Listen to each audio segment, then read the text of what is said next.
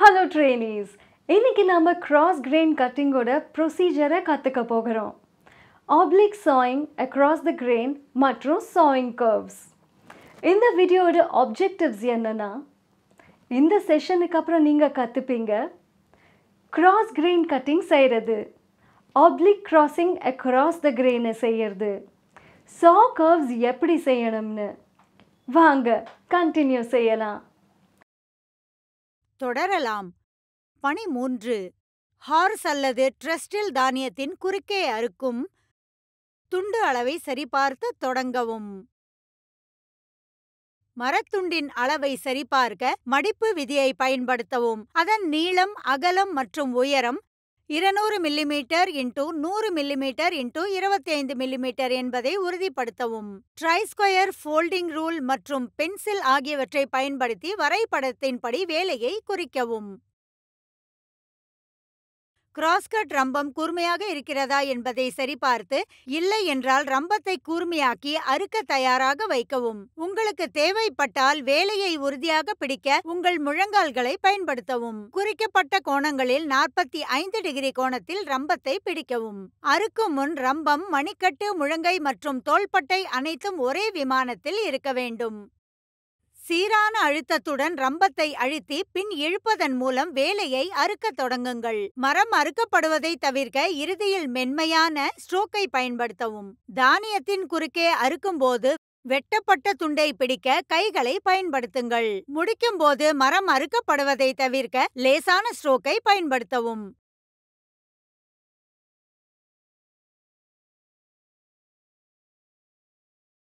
மற்ற 3 வரிகளுக்கும் இதே நடைமுறையை மீண்டும் செய்யவும். நாம் பணி 3ஐ முடித்துவிட்டோம். பணி 4க்கு செல்லலாம். பணி 4. தானியத்தின் குறுக்கே சாய்ந்த அறுப்பு. முதலில் மரத்துண்டை மடிப்பு விதியை பயன்படுத்தி அதன் அளவை சரிபார்த்து நீளம், அகலம் மற்றும் உயரம் 200 மிமீ x 20 மிமீ x 50 மிமீ அளவை உறுதி செய்வோம்.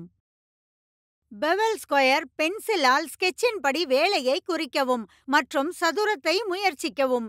வேலையை குறிக்க வெவ்வேறு கோணங்களை குறிப்பது எப்படி என்பதை நாம் தெரிந்து கொள்ள வேண்டும். புரோட்ராக்டரை பயன்படுத்தி 60 டிகிரியை குறிக்க 60 டிகிரி கோணத்தை உருவாக்கி அதை ஒரு பெவல் சதுரத்துடன் அளவிடவும்.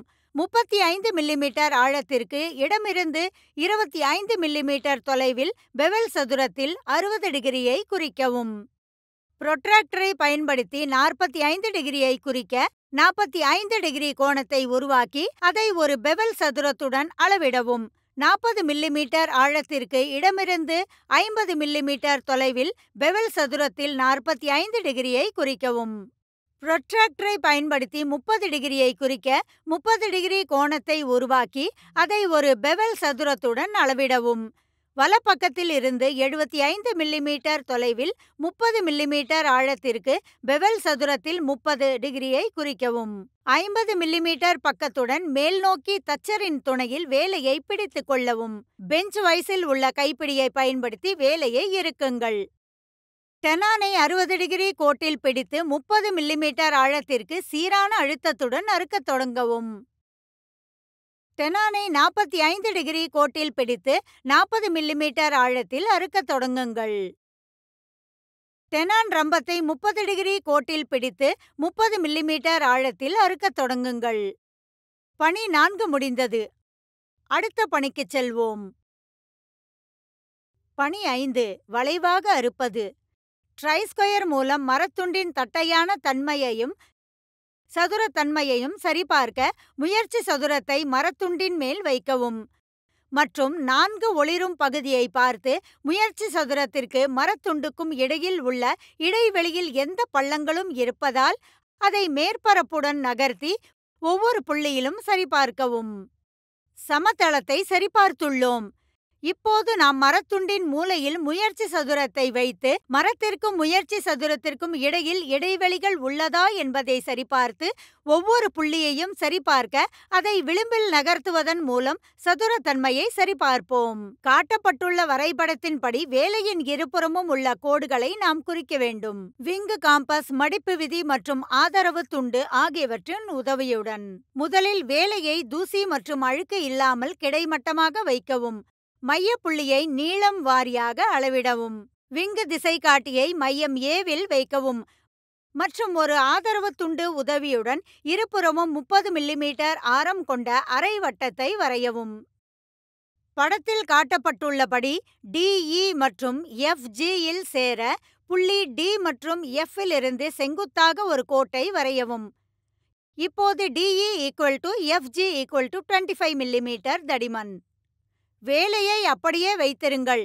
B புள்ளியில் இறக்கை திசைகாட்டியை வைத்து வழிகாட்டி துண்டை பயன்படுத்தி P மற்றும் K ஐ இணைக்கும் இருபுறமும் 25 மில்லிமீட்டர் வளைவுகளை வரையவும். விளிம்பு பக்கத்திலும் பின்புறத்திலும் மூலை வட்டத்தை வரைந்து முடிக்கவும். செங்குத்தாக KH மற்றும் PJ வரையவும். KH PJ 25 மில்லிமீட்டர் தடிமன். விங் காம்பஸை C புள்ளியில் வைத்து X மற்றும் Z ஐ இணைக்கும் இருபுறமும் 30 மில்லிமீட்டர் வளைவுகளை வரையவும். XY மற்றும் ZN செங்குத்தாக வரையவும். 150 மில்லிமீட்டர் முகப்பக்கம் மேல்நோக்கி G கிளாம்பை பயன்படுத்தி வேலையை பிடித்துக் கொள்ளுங்கள். குறிக்கப்பட்ட வரியில் ரம்பத்தை அமைக்கவும். அரை வட்டத்தை முகத்தின் விளிம்பிலிருந்து அறுக்கத் தொடங்கவும். வலமிருந்து பாதியும் இடமிருந்து பாதியும் திசைகாட்டி ரம்பத்தை பயன்படுத்தி முடிக்கவும். அந்த மூலை B மேல்நோக்கி இருக்கும்படி வேலையை பிடிக்கவும். 30 மில்லிமீட்டர் ஆரம் கொண்ட மற்ற குறிக்கப்பட்ட கோடுகளில் திசைகாட்டி ரம்பத்தை அமைத்து முகத்தின் விளிம்புகளில் ஏதேனும் இருந்து அறுக்கத் தொடங்கி கவனமாக முடிக்கவும். 25 மில்லிமீட்டர் ஆரத்தின் மூலை C மேல் நோக்கி இருக்கும்படி வேலையை பிடிக்கவும். குறிக்கப்பட்ட கோடுகளில் ரம்பத்தை வைத்து திசைகாட்டி ரம்பம் மூலம் மெதுவாக அறுக்க ஆரம்பித்து முடிக்கவும். இப்போது நாம் வளைவு அறுப்பை முடித்துவிட்டோம். அது இப்படி இருக்க வேண்டும். நாம் பணி 5ஐ முடித்துவிட்டோம்.